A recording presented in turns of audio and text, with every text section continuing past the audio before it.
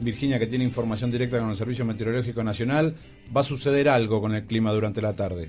Puede ascender a 20 grados centígrados. Aparentemente no va a llover Claro. más y los demás días tampoco, ni lunes, ni martes, ni miércoles, ¿no? Para la alegría de todos los oyentes. Y no la mía. No, y no la tuya. No, tal cual. Digo que va a suceder algo con el clima porque es tire, pegue y gana un despertador, me parece, con el Servicio Meteorológico. Vamos a hablar ahora con el historiador y miembro del Club Político Argentino, Alejandro Poli Gonzalo, a raíz de una nota que escribió para el diario La Nación, porque está pregonando una revolución en democracia. ¿Qué significa esto? Se lo preguntamos a él. Alejandro, ¿cómo le va? Carlos Estrione lo saluda junto a Mariano Grondona. Buenos días, Carlos, mucho gusto. Lo mismo.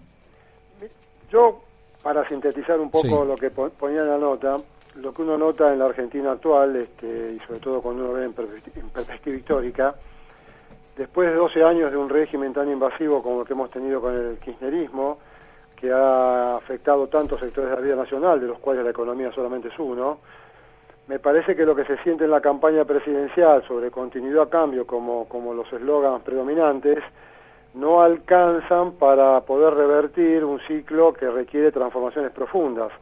O sea, una revolución, por definición, es una transformación profunda que termina un periodo histórico e inicia otro. Así ha habido en la historia argentina 4 o 5 de estas revoluciones.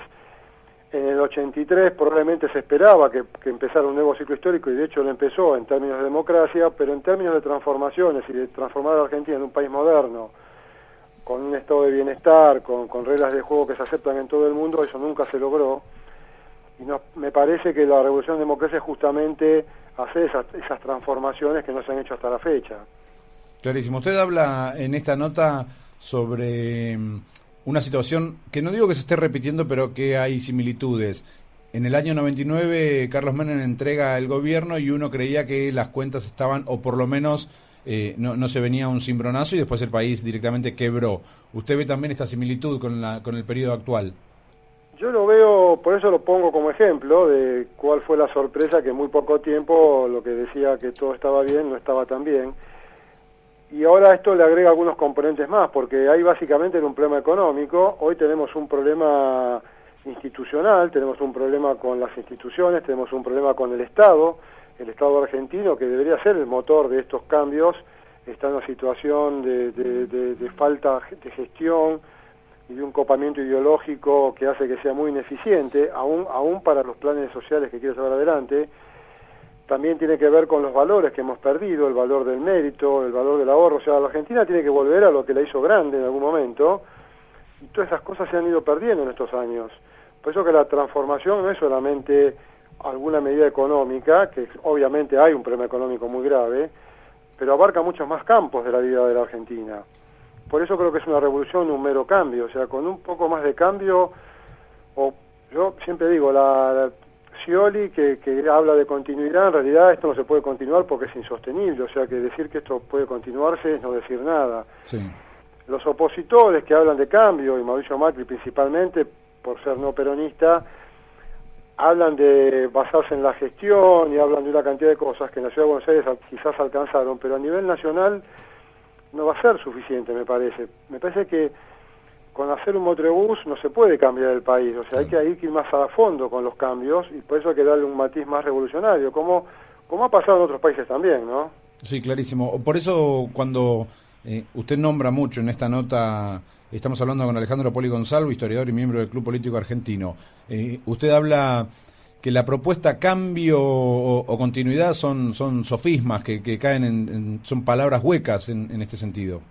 Claro, porque primero que no tienen gran contenido de ningún tipo, después que no entusiasman. O sea, uno ve que estamos en una campaña presidencial que es muy importante para el futuro del país, y hasta hoy por lo menos es chata, es poco ambiciosa, no plantea grandes debates. Uno ve las campañas que ha habido en otros países del mundo. Por ejemplo, Obama hablaba del cambio en su momento, pero hablaba con otro sentido, y de hecho introdujo cambios importantes dentro de un país como Estados Unidos, que está mucho más normalizado que el nuestro.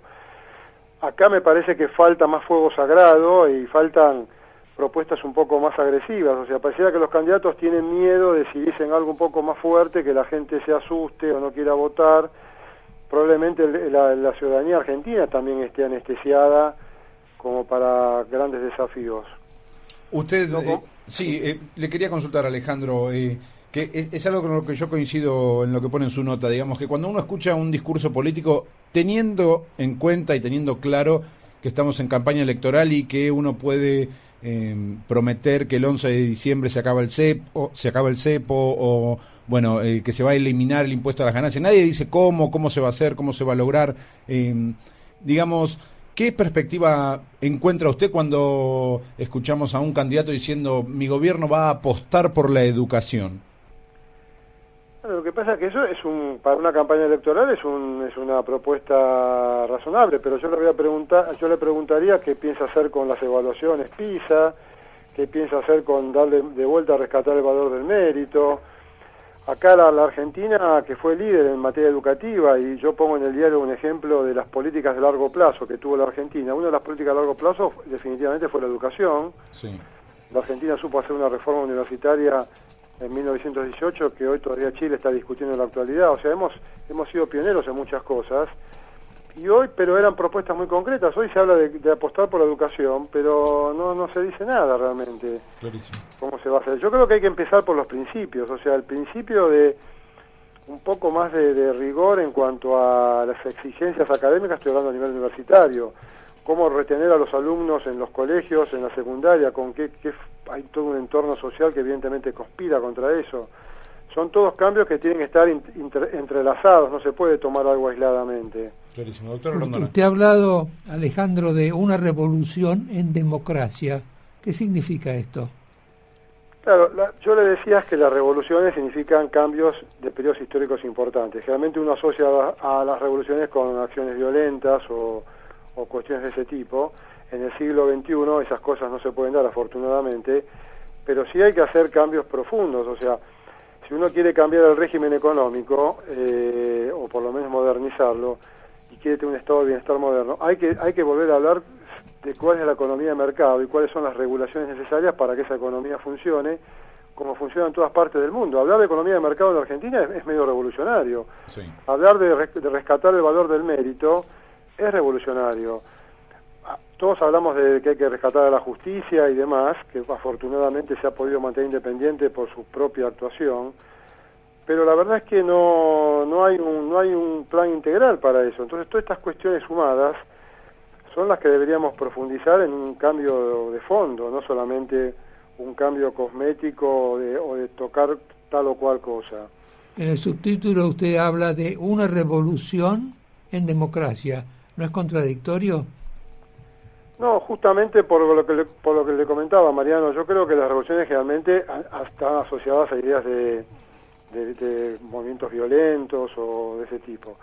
Pero, por ejemplo, toda revolución ha cambiado el Estado. O sea, acá hemos tenido en 1916, con la revolución de la ley Sáenz Peña, fue una revolución pacífica, pero que introdujo cambios importantes. En el 45, más allá de los resultados que trajo el peronismo, también se produjo una revolución política, dentro de todo en términos más o menos pacíficos. En el 83 se perdió una gran oportunidad. Usted recuerde, Mariano, cuál era la expectativa de la gente, el entusiasmo que había, las ilusiones que había sobre lo que venía, y compárelo con la situación actual de la población, y va a ver que hoy se aspira muy poco, y si se aspira muy poco realmente no se va a lograr demasiado. ¿Cuáles son las grietas que usted deja a este gobierno para el gobierno próximo, sin entrar, a ver, no son temas menores, pero sin entrar en las pequeñeces de la inflación o del impuesto a las ganancias?